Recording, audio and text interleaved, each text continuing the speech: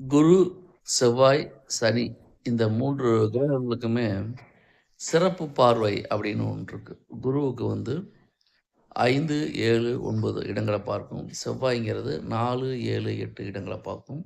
சனி பகவான் 3, 7, 10 இடங்களை பார்ப்பார். இதில குருவுடைய பார்வை அது சுப பார்வை தான். எந்த இடத்த பார்த்தாலும் அந்த இடத்த வளர்ச்சி வரும்.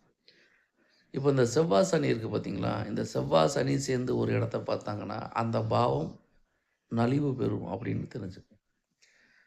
இப்போ ஒரு ஜாதகத்தில் வந்து 7ஆம் இடத்த செவ்வாய், சனி பார்த்தாலுமோ, 2ஆம் இடத்த செவ்வாய், சனி பார்த்தாலுமோ, அந்த ஜாதகருக்கு குடும்பம் அமைவதில் ஒரு பிரச்சனை இருக்கு.